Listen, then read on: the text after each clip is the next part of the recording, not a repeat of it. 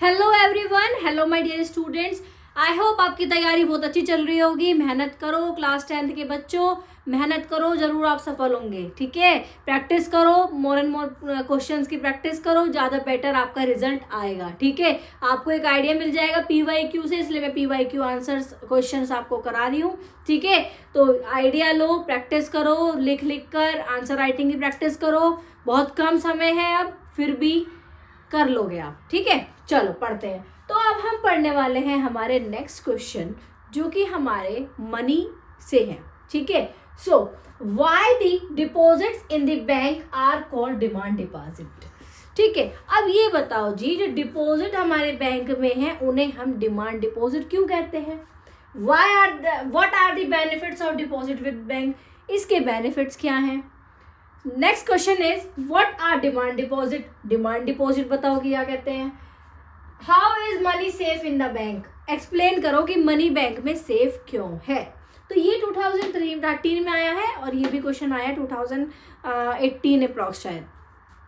ठीक है, तो इसका आंसर सुन लो जी, किसी में भी आया हो पर ये बोर्ड में आया है, आपको आंसर आना चाहिए इसका। ठीक है, डिमांड डिपॉजिट इंपॉर्टेंट टॉपिक है, ये क्वेश्चन बन सकता है इस बार भी आपका।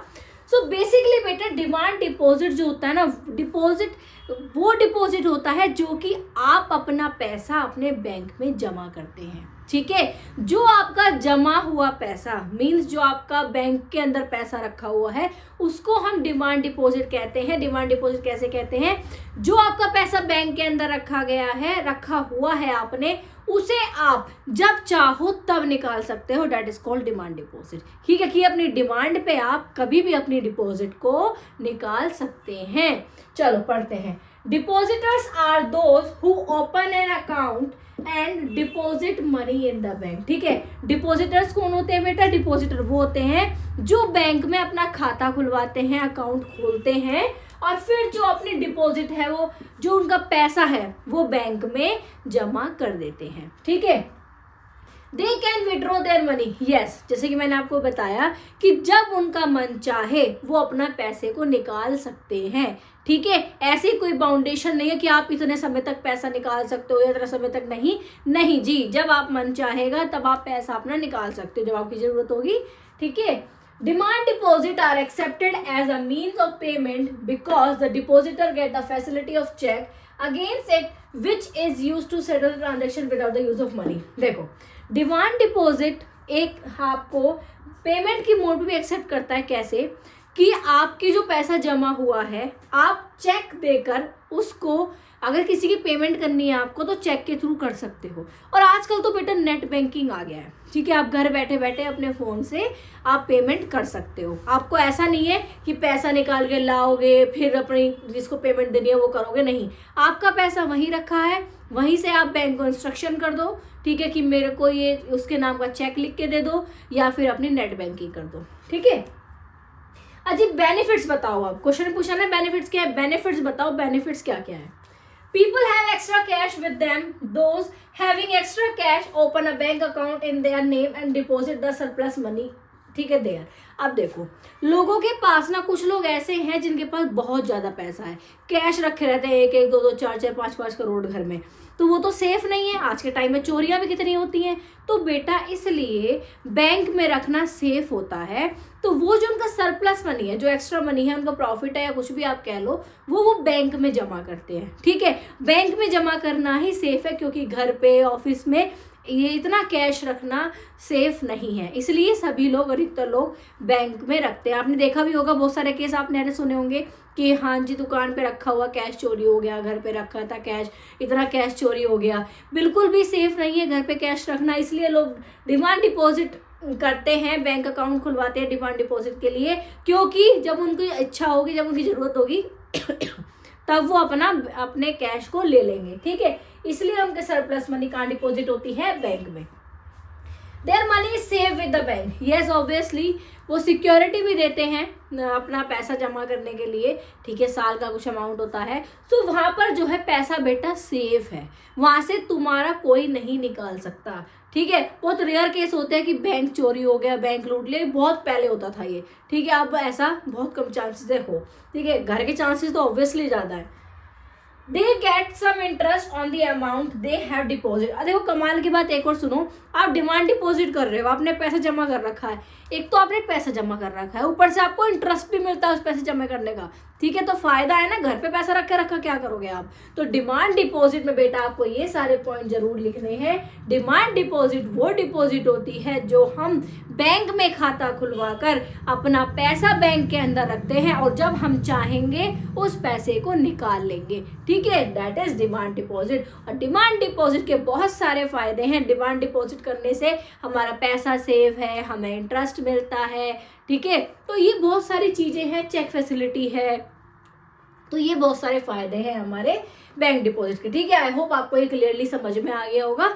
अब अपना नेक्स्ट क्वेश्चन पढ़ते हैं।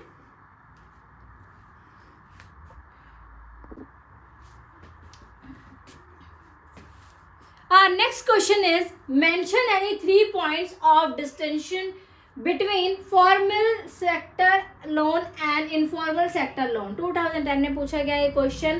तो बेटा ये बेसिकली 3 क्वेश्चन है जो कि अलग अलग तरीके से पूछे गए हैं। ऑब्वियसली 2010 में पूछा गया है तो फिर बहुत डायरेक्ट क्वेश्चन पूछा गया है। अब तो थोड़ा सा इनडायरेक्ट क्वेश्चन आते हैं। Review any 3 merits and 2 demerits of formal sector credit in India. 2017 में पूछा है कि 2 मेरिट बताओ और 2 डिमेरिट बताओ फॉर्मल सेक्टर क्रेडिट के। What are the 2 categories of sources of credit mention are features 4 feature of each, ठीक है, हाँ जी। 2013 में पूछा गया है, फीचर्स बताओ 4। बेसिकली सोर्सेज ऑफ कैटेगरीज जो क्रेडिट की हमारी करी गई है that is formal sector and informal sector, ठीक है। सो मैं आपको दोनों के मेरिट्स डिमेरिट्स बताने वाली हूँ, जिस हिसाब से क्वेश्चन आएगा आप उसको लिख देना। First is merits of formal sector credit. पहले आपको पता होना चाहिए फॉर्मल सेक्टर होना क्या है, होता क्या है। फॉर्मल सेक्टर वो सेक्टर होता है जहां पे रूल्स एंड रेगुलेशंस होते हैं, ठीक है, जो आपको लोन मिलता है प्रॉपर डॉक्यूमेंट से मिलता है, ठीक है, और आरबीआई से रजिस्टर्ड होता है, वही सुपरवाइज करता है, ठीक है। ये आपको डेफिनेशन आए तो डेफिनेशन लिख देना। अब बात करते हैं it include banks and cooperative. हाँ, सबसे बड़ा पॉइंट है कि बेटा मेरिट्स में मींस हमारे फॉर्मल सेक्टर क्रेडिट में बैंक्स और कोऑपरेटिव इंक्लूड होते हैं, सेल्फ हेल्प ग्रुप नहीं इंक्लूड होते हैं। तो बहुत सारे बच्चों को ये डाउट रहता है, ये क्लियर कर लो। फॉर्मल सेक्टर में आपका बैंक और कोऑपरेटिव आएगा, सेल्फ हेल्प ग्रुप आते हैं बेटे हमारे इनफॉर्मल में। So it provide cheap and affordable credit. Yes, ये थोड़ा सस्ता और अफोर्डेबल होता है, ये इस तरह का रेट रखता है जो हर कोई ले सके, ठीक है। Due to low cost of borrowing the borrower have to repay less and they will have more saving. अगर देखो बोरोवर जो कि हमारा लोन ले रहा है, जो बंदा लोन ले रहा है उसको रेट ऑफ इंटरेस्ट कम पे देना पड़ता है, इसलिए तो पैसा वो आराम से सेव कर पाता है, ठीक है। The loan activities of the formal sector is supervised by RBI. Yes, जितनी भी लोन एक्टिविटी फॉर्मल सेक्टर में होती हैं वो सब कौन सुपरवाइज करता है, दैट इज आरबीआई। कौन बेटा, आरबीआई। तो ध्यान रखना फॉर्मल सेक्टर क्रेडिट में आपको लिखना है चीप एंड अफोर्डेबल क्रेडिट और मोर सेविंग होती है due to low rate of interest और एक्टिविटीज सुपरवाइज कौन करता है, दैट इज आरबीआई। अब डीमेरिट्स जान लो, जब इसके फायदे इतने हैं तो जी डीमेरिट्स क्या है।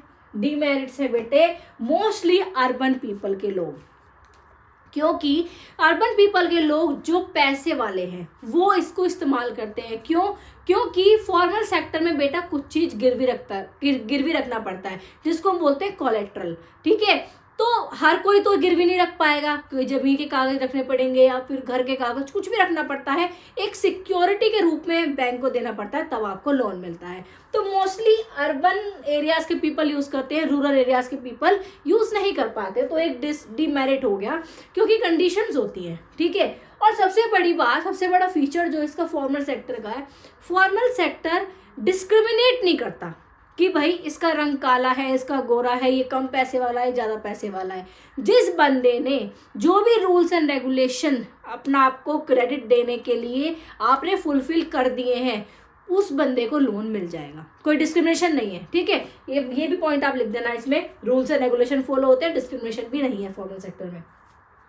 It need proper documents and collateral before lending. Yes, इसमें बेटा प्रॉपर डॉक्यूमेंट्स चाहिए होते हैं, जो कि हर कोई नहीं कर पाता है, रूरल एरिया का बंदा नहीं कर पाता है।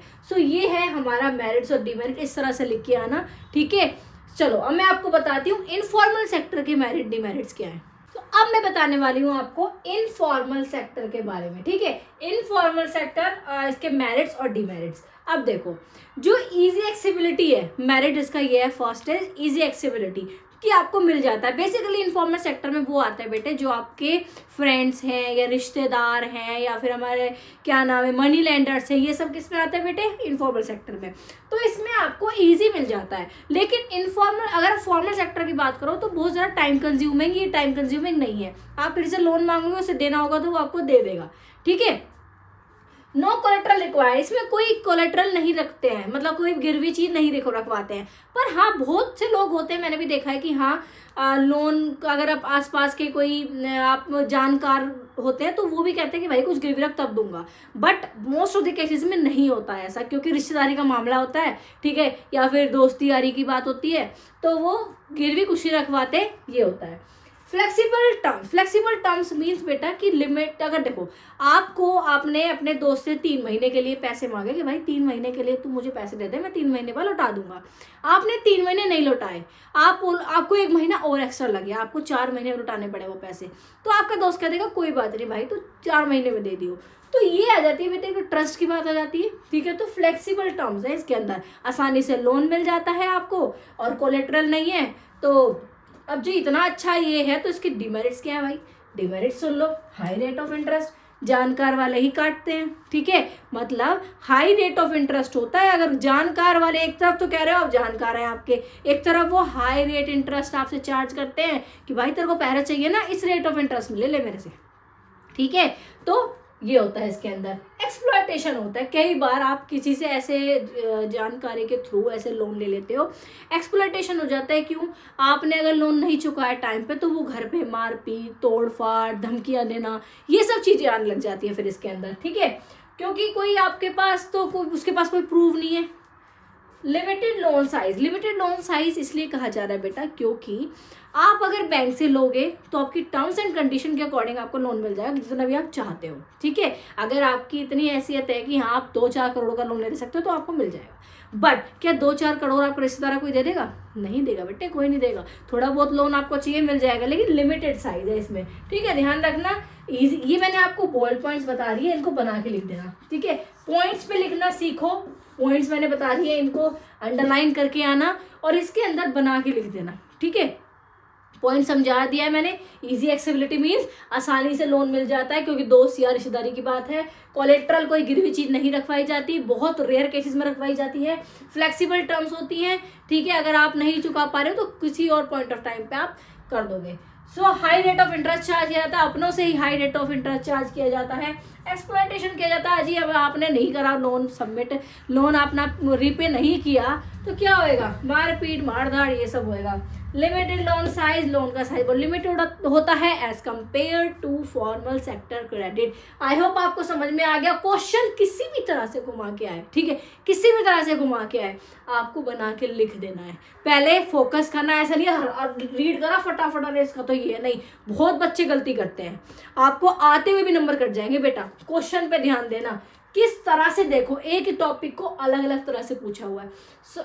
वो पूछ दिया कि categories of source of credit बताओ, 2 होती हैं, इनडायरेक्ट पूछ लिया, ठीक है। एक के बारे में पूछ लिया, फॉर्मल सेक्टर के, इनफॉर्मल के सेक्टर के बारे में पूछ सकता है, तो कुछ भी हो सकता है। तो ध्यान से क्वेश्चन को पढ़े, फिर क्वेश्चन को अटेम्प्ट करें, ठीक है।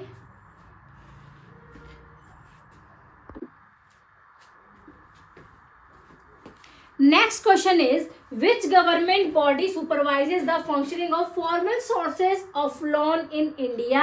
Explain its function, ठीक है। हाँ जी, 2012 में ये क्वेश्चन पूछा गया है ऑल इंडिया का। देखो, हाँ जी, तो देखो ये 3 क्वेश्चन जो है ना, ये बहुत ज़्यादा अलग अलग लैंग्वेज में दिए हुए हैं, लेकिन आंसर इनका सेम है। क्वेश्चन एक ही पूछ रहा है वो। ये बता दो जी, जो हमारा फॉर्मल सोर्सेज ऑफ इंडिया का है, ये फॉर्मल सेक्टर, ये कौन फंक्शनिंग कराता है, ठीक है। So explain the role of RBI in regulating the banking system. ये बताओ आरबीआई का क्या रोल है हमारे पूरे बैंकिंग सिस्टम में। Discuss the function of the RBI in managing India financial system. ये बताओ फंक्शन क्या है आरबीआई का, किस चीज में, जो मैनेज करता है फाइनेंशियल सिस्टम। ये 2020 में पूछा गया, 2023 में पूछा गया। देखो बेसिकली ये बात कर रहा है आरबीआई की, चाहे वो आपसे पूछे बैंकिंग सिस्टम, चाहे वो पूछे इंडिया फाइनेंशियल सिस्टम, या आपसे पूछे फंक्शनिंग ऑफ फॉर्मल सोर्सेज, ये बात कर रहा है आरबीआई की, ठीक है, reserve bank of India. Answer देख लो जी, क्या क्या इसके फंक्शन है, क्या क्या करता है। Issuer of currency, regulator of bank, custodian of reserve, lender of last resort, social equality. अब समझाती हूँ एक एक करके। इशूअर ऑफ करेंसी, आरबीआई का क्या काम है, what is the main function of RBI, ठीक है। आरबीआई क्या करता है, करेंसी, जो हमारी नोट्स, करेंसी नोट्स है वो इशू कराता है, ठीक है। वो कौन कराता है, वो कराता है हमारा आरबीआई। जो कॉइन होते हैं वो नहीं कराता है, बट जो पेपर नोट होते हैं, जो हमारे करेंसी नोट होते हैं, वो कौन कराता है, RBI. Regulator of bank, yes, जो आरबीआई है वो पूरे बैंक, चाहे वो कहीं पर भी हो, चाहे वो आपका गली में हो, चाहे वो आपका कहीं पे भी हो, मैं कह रही हूँ कहीं पे भी हो, जो जितने भी बैंक है हमारे कंट्री में, ठीक है, हम इंडिया की बात कर रहे हैं, इंडिया का बात कर रहे हैं, तो फिर जितना भी सुपरवाइज करेगा उसको वो कौन करता है, आरबीआई। जो कैसे हो रहा है, कहाँ कैसे पैसा जा रहा है, वो सब आरबीआई को पता होता है। सब आरबीआई एक तरह से सुपरवाइजर है, ठीक है, सब मालिक सब वही है, वही कराता है। कस्टोडियन ऑफ रिजर्व, देखो आरबीआई क्या करता है, कुछ परसेंट रिजर्व भी अपने पास रखता है, ठीक है। ऐसा नहीं है कि जितने भी सेवर्स हैं जो अपना बैंक में डिपॉजिट कर रहे हैं अपनी मनी को, उनके सभी पैसे यूज करके लोन दे दिया जाए, ऐसा नहीं होता है, ठीक है। एक बैंक ना बहुत, आरबीआई जो है बहुत अच्छे से फंक्शनिंग करता है, जिसके कारण ये क्रैश नहीं होता है। लेंडर्स ऑफ लास्ट रिजोर्ट, इसका भी यही मतलब है कि बैंक ऐसा नहीं करता है कि सारे पैसे खर्च कर देगा, तो एक उसके पास लास्ट ऑप्शन रहता है, वरना बेटा अगर वो ढंग से फंक्शन नहीं करेगा तो बैंक को ही दिवालिया हो जाएगा, ठीक है। इसलिए कहा गया लेंडर ऑफ लास्ट रिसोर्ट, वो कुछ परसेंट अपना वो रखता है, अपना परसेंटेज, जिससे कि अगर कोई प्रॉब्लम आए तो वो उसको यूज कर सके, ठीक है। प्रॉपर फंक्शनिंग होती है। आप सोचते हो कि किसी को भी लोन मिल जाता है, नहीं, एक पूरी प्रॉपर फंक्शनिंग होती है, कितना परसेंट, कितना लोन दिया जाएगा, कितना सेव रहेगा, कितना परसेंट आपके पास रहेगा, ठीक है। और बैंक ना ये भी देखता है, वो आरबीआई ये भी देखता है कि बैंक वाले जो है पूरा 95% तो नहीं, 5% तो नहीं रख रहे, तो आरबीआई बताता है कि कितना परसेंट आपको रिजर्व करके रखना है, आपको इतना परसेंट ही लोन देना है, ठीक है। सोशल इक्वेलिटी, देखो जो हमारा बैंक है ना, ऐसे नहीं करते हैं कि आपका जो पैसे वाला होगा उसे ही लोन देंगे, ठीक है, या मतलब जो बहुत ऐसा था देखने में अच्छा होगा उसे ही पैसे देंगे। इट्स मीन ये डिस्क्रिमिनेशन नहीं करता है, इसमें डिस्क्रिमिनेशन नहीं होता है, ठीक है। चाहे वो कास्ट के बेसिस पे हो, रिलीजन के बेसिस पे हो, चाहे वो लैंग्वेज के बेसिस पे हो, बैंक सबको लोन देता है, उन सबको लोन देता है। सबका कहने का मतलब है कि जो भी लोग एलिजिबल हैं, जो भी अपना पूरा का पूरा क्राइटेरिया उसको पूरा कर रहे हैं, जितना भी रूल्स एंड रेगुलेशन है फॉलो करके उसके लिए एलिजिबल है, तो फिर जी लोन मिलेगा सबको, ठीक है। इन सब पॉइंट्स को बेटा बना के लिख देना, ठीक है। मैंने आपको पॉइंट्स बता दिए, पॉइंट्स में हर क्वेश्चन में लिख के आना, मैं फिर से बोल रही हूँ, हर क्वेश्चन में पॉइंट्स लिख के आने आपको, ठीक है। आई होप बेटा आपको ये सारे टॉपिक समझ में आ गए होंगे। मेहनत करो क्लियरली, ठीक है, मेहनत करोगे तो आपको 100% रिजल्ट मिलेगा। बार बार प्रीवियस ईयर प्रैक्टिस करो, क्वेश्चंस लगाओ, ये क्वेश्चन लगाने का टाइम है। अगर आपके पेपर की तैयारी नहीं हुई है प्रॉपर, तो बेटा प्रीवियस ईयर प्रैक्टिस करो अगेन एंड अगेन, ठीक है। सैम्पल पेपर सॉल्व करो, वही आपको अब लास्ट टाइम पे हेल्प आउट करेंगे। जिनकी तैयारी ऑलरेडी सारी चैप्टर्स की हो गई है, उनको भी प्रीवियस ईयर बहुत ज़्यादा हेल्प करने वाले हैं। जिनकी नहीं भी हुई है वो प्रीवियस ईयर कर लें, वो बहुत ज़्यादा हेल्पफुल होगा उनके लिए, ठीक है। PYQ क्वेश्चन लगाओ, ज़्यादा से ज़्यादा मैं मोस्ट इंपॉर्टेंट क्वेश्चन लेके आ रही हूँ, जो कि क्वेश्चन आपके आ सकते हैं, ठीक है। रिपीटेड क्वेश्चन होते हैं ये 10 साल के। सो बेटा ऑल द बेस्ट, मेहनत करो, तैयारी करो, यही आपके पास थोड़ा सा टाइम है, फैब में आपके पेपर स्टार्ट हो रहे हैं, मेहनत करोगे जरूर सक्सेस होगे, ठीक है। So all the best, I hope you like the video. आप शेयर करो अपने फ्रेंड्स में, ठीक है, ज़्यादा लोगों तक पहुँचाओ, सबका अच्छा हो सके, सब PYQ प्रैक्टिस कर सके। So all the best, thank you so much for watching. Please do like, share and comments on my video, subscribe my channel.